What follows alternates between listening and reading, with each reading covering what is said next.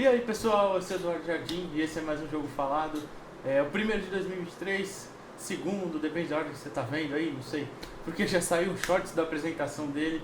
É justamente isso que eu vou falar. Cristiano Ronaldo, apresentado oficialmente no Al Nassr, né, da Arábia Saudita. Como eu falei, tem os shorts dele com as imagens, né, da apresentação, ele cumprimentando os companheiros. Dá uma olhadinha lá, é o último vídeo anterior. Tem um programado para hoje à tarde que eu gravei antes, expliquei, enfim. Mas agora isso é sobre o Cristiano Ronaldo. Falar sobre o geral, o que significa a ida dele para a Arábia e também o momento da carreira dele em si, né? Mas vamos lá.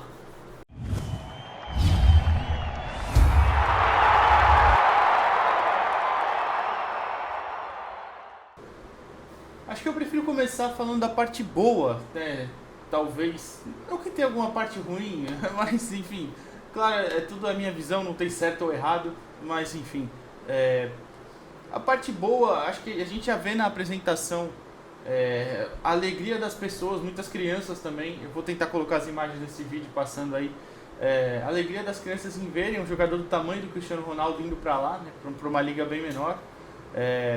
Muitas pessoas com cartazes, camisas dele, levantando e filmando, enfim, e bem feliz. E é muito bom sempre para um futebol, eu não quero dizer que não é desenvolvido, mas que é abaixo, óbvio, do nível mais alto, do nível competitivo, ter um jogador desse tamanho indo para lá, mesmo que no final da carreira ou no momento de decadência, enfim.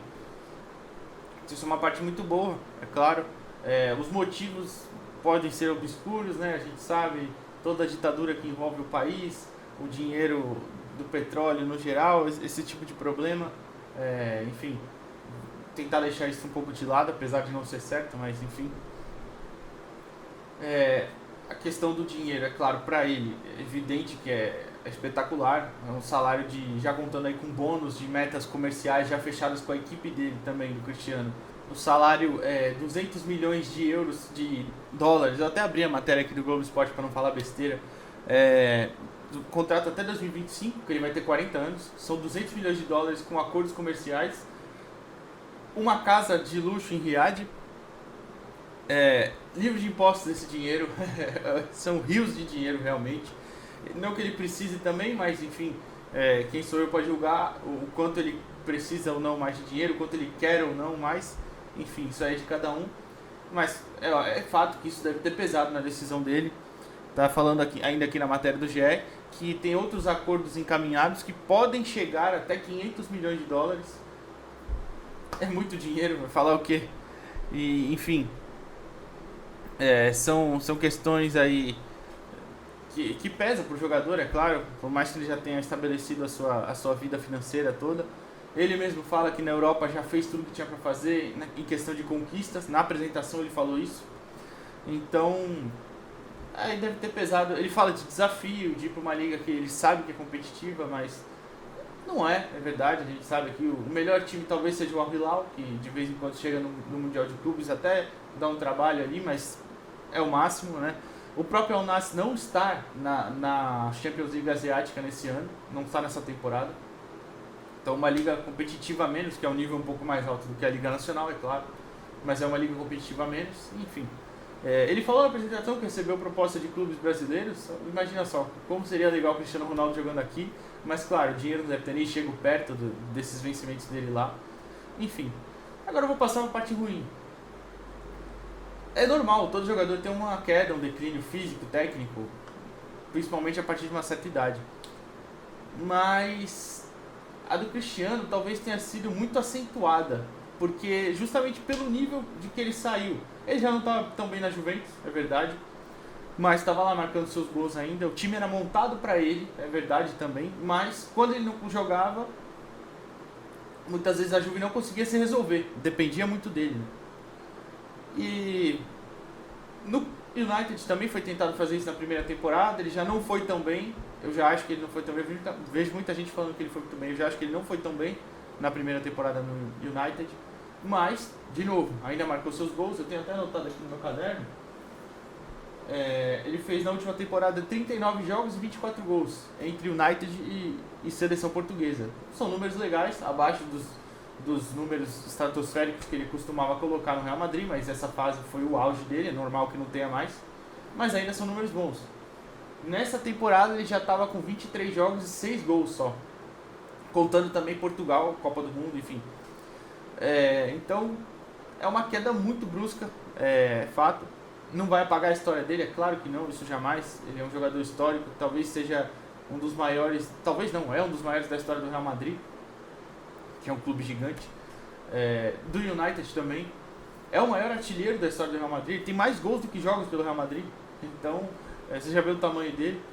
Mas, talvez justamente por isso. A queda foi muito brusca de uma hora para outra. Claro que a gente pode falar da questão, teve a perda do filho dele, que uma tragédia sem tamanho, nem imagino como é que possa estar a cabeça dele e da esposa dele.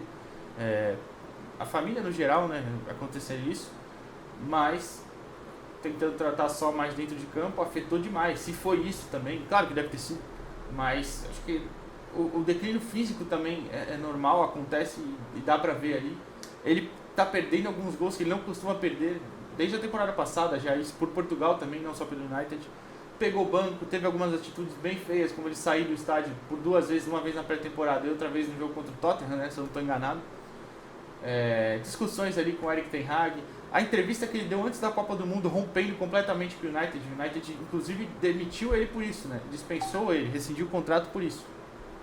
Enfim, aí já é uma questão bem feia. E ali teve o outro lado, né? Talvez ele não estivesse mais legal para um nível tão alto, né? Não estivesse bem para esse nível tão alto de United. Mas eu acharia sensacional ele voltar para o Sporting, por exemplo. Eu até estava vendo, se eu não me engano, o programa da TNT Sports ontem. E foi falado isso, eu não lembro quem também. Ele poderia ter voltado para o Sporting, ele seria aplaudido em todos os estádios de Portugal, certeza. Talvez não no Benfica e no Porto, mas até lá, se tivesse uma grande atuação, ele é muito amado em Portugal, é o maior jogador da história da seleção, o maior artilheiro. Então seria espetacular, uma história muito bonita. Certamente não ganharia o mesmo dinheiro, mas estaria um nível bem mais alto. Poderia jogar ali Europa League, Champions League, Europa League com condições de vencer também. O Sporting tem um bom time. Enfim, o Sporting é o atual vice-campeão português. Foi campeão português na temporada passada, né? Aliás, retrasada, né? Não atual nem a passada, retrasada. Tem um nível alto. Mas enfim, não tem erro na escolha dele. Foi uma escolha que ele fez, tudo bem. Talvez ele vá conseguir atingir os 1000 gols, né? Que é um projeto dele. Que ele tá com 819 atualmente, né, oficiais. Deve atingir, porque é uma liga bem mais fraca. Lá ele deve sobrar. E talvez numa liga grande ele também não conseguisse, porque ele já tem 38 anos, né? Então, vai completar 38 esse ano, em 2023. Então, talvez não fosse conseguir uma liga maior também. Aí é o projeto pessoal do jogador, faz parte também, é com ele. Então, enfim, talvez ele também não soube se adaptar a essa nova realidade de um pouco de queda, declínio físico e técnico, né? Porque ele não é mais o principal jogador do time, não pode mais ser, já ficou claro isso. Talvez ele se adaptando a esse contexto de ser uma peça importante de segundo tempo no United, por exemplo, ou no Sporting titular, mas ali talvez não um time jogando só para ele, né? Ele pudesse ser muito útil, com certeza.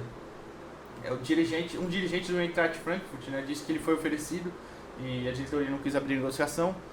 Provavelmente deve ter sido oferecido também para outros clubes da Europa, né, que ainda estão na Champions League, por exemplo.